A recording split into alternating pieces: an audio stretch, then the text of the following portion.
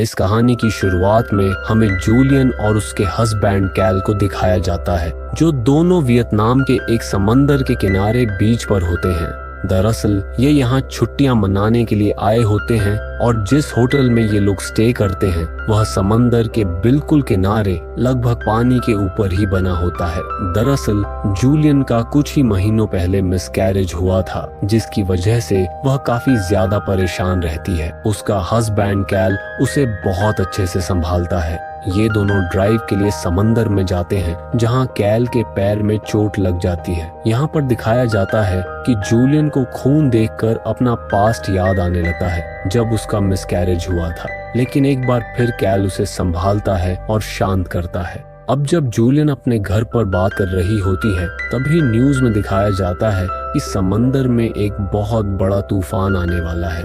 लेकिन ये दोनों इस बात पर ज्यादा ध्यान नहीं देते। जब कैल और जूलियन रात को सो रहे होते हैं, तभी समंदर की लहरें इनके घर से टकराना शुरू हो जाती हैं। शुरू में इन्हें ये कोई बड़ी बात नहीं लगती, क्योंकि यहाँ अक्सर ऐसा होता रहता है। लेकिन जल्दी ही समंदर की लहरें पूरी तरह से इनके लकड़ी के बंगले को अपनी चपेट में ले लेती हैं और इनका घर पानी में बहने लगता है। तभी ये देखते हैं कि थोड़ी दूरी पर कुछ चट्टानें हैं। जूलियन वहां जाना चाहती है, लेकिन कैल उसे मना कर देता है। वह कहता है कि इस भयानक तूफान में हमें इसी घर के अंदर रहना चाहिए। कुछ देर बाद इनकी आंख लग जाती है और जब सुबह जूलियन उठती है तो वह देखती है कि चारों तरफ सिर्फ पानी ही पानी है।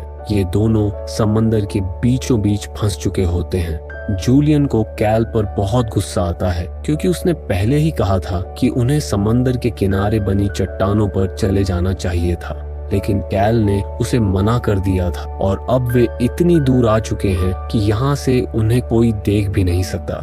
जिस लकड़ी के घर के अंदर ये इस वक्त फंसे होते हैं, वह धीरे धीरे खराब होता जा रहा होता है। जल्दी ही इन्हें यहाँ से निकलने का कोई ना कोई रास्ता ढूंढना होगा। यहाँ कैल के पैर में बहुत गहरी चोट लगी होती है, जिस वजह से वह तैर नहीं सकता। इनके पास न खाने के लिए खाना होता है और न ही पीने के लिए पानी। कैल जूलियन से कहता है कि तुम्हें नीचे जाकर देखना होगा, शायद वहाँ खाने पीने की कुछ चीजें मिल जाएं। हालांकि जूलियन को पानी में जाने से डर लग रहा होता है, लेकिन फिर भी वह पानी के अंदर जाती है और वहाँ से एक बैग निकाल कर ले आती है, जिसमें पानी होता है। वह वही पानी कैल को पिलाती है। कैल जूलियन से कहता है कि तुम टेंशन मत लो, मुझे पूरा यकीन है कि कोई ना कोई हमें ढूंढने के लिए यहाँ जरूर आएगा। इसके बाद ये दोनों सूरज की किरणों से बोतल के थ्रू आग जलाकर धुआं पैदा करने की कोशिश करते हैं, ताकि धुएं को देखकर कोई इन्हें बचाने के लिए आ जाए। लेकिन वे ऐसा नहीं कर पाते। इसके बाद ये दोनों वहीं पर लेट जाते हैं और तभी इन्हें एक हेलीकॉप्टर की आवाज सुनाई देती है। जूलियन देखती है कि आसमान में एक हेलीकॉप्टर है, लेकिन वह इनसे काफी दूर होता है। इसी वजह से हेलीकॉप्टर वाले इन्हें देख नहीं पाते और जूलियन की आंखों के सामने ही वह हेलीकॉप्टर वापस चला जाता है। हालांकि जूलियन चीख रही होती है, चिल्ला रही होती है, लेकिन उसकी आवाज वहां तक नहीं पहुंच पाती। कुछ देर बाद जूलियन देखती है कि इनसे काफी दूर एक शिप है। वह हाथ हिलाकर उन्हें इशारा करने की कोशिश करती है, लेकिन दूरी ज्यादा होने की वजह से शिप वाले जूलियन को देख नहीं पाते। इसी बीच कैल की भी आंख खुल जाती है और वह बोतल से एक बार फिर आग जलाने की कोशिश करता है। इस बार वह कामयाब हो जाता है और धुआं उठना शुरू हो जाता है। लेकिन इससे पहले कि शिप वाले इस धुएं को देख पाते, शिप इनसे काफी दूर निकल चुका होता है। ये दोनों एक बार फिर पूरी तरह से हताश हो जाते हैं, लेकिन इनकी मुसीबतें यहीं खत्म नहीं होती। धुआं उठाने के लिए जो आग उन्होंने लगाई होती है, वही आग पूरे घर में फैल जाती है। आग इतनी ज्यादा बढ़ जाती है कि इन्हें उस घर से नीचे कूदना पड़ता है। ये दोनों समंदर के पानी में कूद जाते हैं और उनकी आंखों के सामने उनका पूरा घर, जो उनका एकमात्र शेल्टर था, जलकर खत्म हो जाता है। अब इनके सामने कुछ लकड़ी के टुकड़े होते हैं, जिनके सहारे ये तैरने लगते हैं। लेकिन कैल के पैर में गहरा जख्म होता है, जिससे लगातार खून निकल रहा होता है। खून की स्मेल से शार्क उनकी तरफ आना शुरू कर देती है। कैल कहता है कि हमें जल्द से जल्द लकड़ी के किसी बड़े टुकड़े के ऊपर चढ़ना होगा। इनके सामने लकड़ी का एक बड़ा टुकड़ा होता है और इससे पहले कि शार्क इन्हें अपना शिकार बना पाती, ये दोनों उस लकड़ी के टुकड़े के ऊपर चढ़ जाते हैं। तभी कुछ शार्क्स इनके पास पहुंच जाती हैं, लेकिन ये शार्क्स नहीं बल्कि डॉल्फिन्स होती हैं। उन्हें देखकर ये दोनों हंस पड़ते हैं क्योंकि उन्हें लगा था कि ये शार्क्स हैं।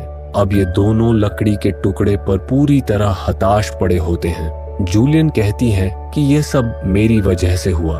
अगर मेरा मिसकैरेज नहीं होता, अगर मैं डिप्रेशन में नहीं जाती, तो हम कभी वियतनाम छुट्टियां मनाने के लिए नहीं आते। कैल जूलियन से कहता है कि इसमें तुम्हारी कोई गलती नहीं है। हम यहाँ से जिंदा जरूर निकलेंगे और एक बार फिर से अपनी जिंदगी को जिएंगे।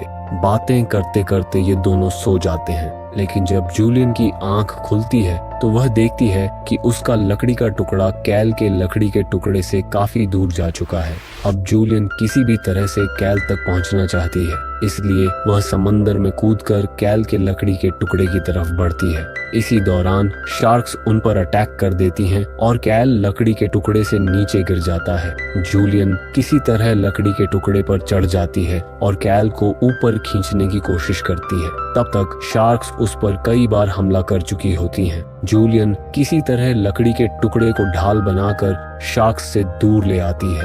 जूलियन पूरी तरह से थक चुकी होती है, इसीलिए वह सो जाती है। उसका हस्बैंड भी बेहोशी की हालत में होता है। जब जूलियन की आंख खुलती है तो वह देखती है कि वह समंदर के किनारे बीच पर पहुंच चुकी है। उसका हस्बैंड कैल अभी भी बेहोश होता है। वह उसे उठाने और जगाने की कोशिश करती है, लेकिन जल्दी ही उसे पता चल जाता है कि कैल की मौत हो चुकी है। इस बात से जूलियन पूरी तरह टूट जाती है। कुछ वक्त पहले उसने अपने बच्चे को खो दिया था और आज उसने अपने हस्बैंड को खो दिया, जिसके लिए वह खुद को जिम्मेदार समझती है, क्योंकि उसी के कहने पर उसे डिप्रेशन से बाहर निकालने के लिए कैल उसे इस आइलैंड पर लेकर आया था। वह जोर जोर से चिल्लाने लगती है और वहीं गिरकर बेहोश हो जाती है। सुबह जब उसे होश आता है तो वह देखती है कि कैल की बॉडी वहां नहीं होती। दरअसल समंदर की तेज लहरें उसे बहाकर दोबारा समंदर के अंदर ले गई होती हैं, जहां बड़ी बड़ी शार्क्स मौजूद होती हैं। तभी जूलियन को कैल की बॉडी दिखाई देती है।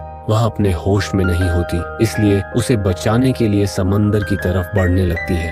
तभी एक शार्क उसके पैर पर हमला कर देती है और उसका पैर बुरी तरह जख्मी हो जाता है। जूलियन होश में आती है और वापस समंदर के किनारे बीच पर पहुंच जाती है। वह देखती है कि चारों तरफ धूल उड़ रही होती है।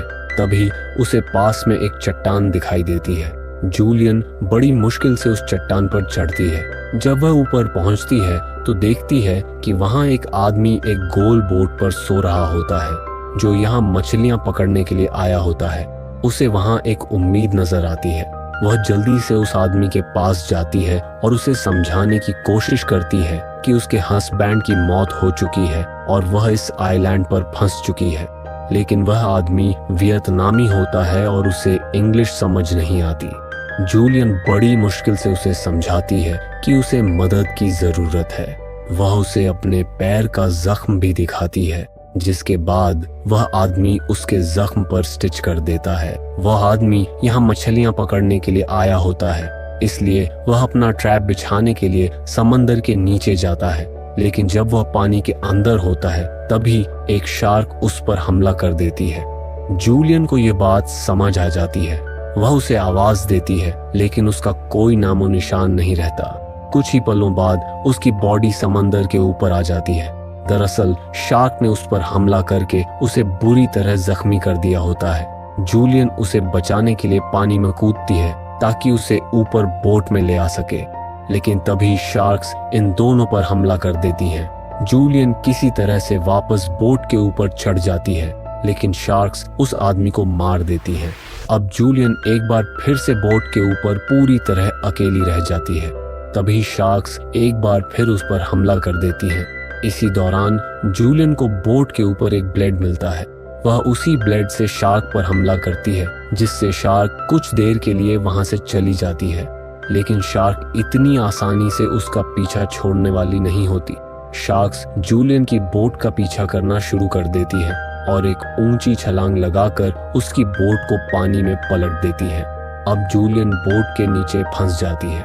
उसे पता होता है कि शार्क्स दोबारा उस पर हमला जरूर करेंगी, इसीलिए बोट का जो एंकर होता है वह उसे अपने पैरों से बांध लेती है। शार्क को इस बात का कोई अंदाजा नहीं होता कि जूलियन अब किस दिशा में बढ़ रही है। जब शार्क नीचे से जूलियन पर हमला करने के लिए ऊपर की तरफ आती है तो एंकर उसकी आर पार हो जाता है, जिससे शार्क की वहीं पर मौत हो जाती है। इसके बाद जूलियन एंकर की रस्सी खोलकर उसे पानी में छोड़ देती है, जिससे मरी हुई शार्क गहराई में डूब जाती है। अब जूलियन उसी बोट के ऊपर लेट जाती है और आसमान की तरफ देखती रहती है। उसे एहसास होता है कि आसपास ही कोई ऐसा किनारा जरूर है जहां इंसान रहते हैं। कुछ देर बाद वही बोट तैरते तैरते एक ऐसी जगह पहुंच जाती है जहां से जूलियन देखती है कि किनारे पर कुछ मछुआरे मौजूद हैं। इसके साथ ही वह डेंजर जोन से निकलकर अब एक सेफ जोन में पहुंच चुकी होती है। दूर से फिशरमैन जूलियन को देख लेते हैं और उन्हें समझ आ जाता है कि बोट पर मौजूद इंसान को मदद की जरूरत है। जूलियन आसमान की तरफ देखकर राहत की एक लंबी सांस लेती है। इसी सीन के साथ इस मूवी की यह कहानी खत्म हो जाती है।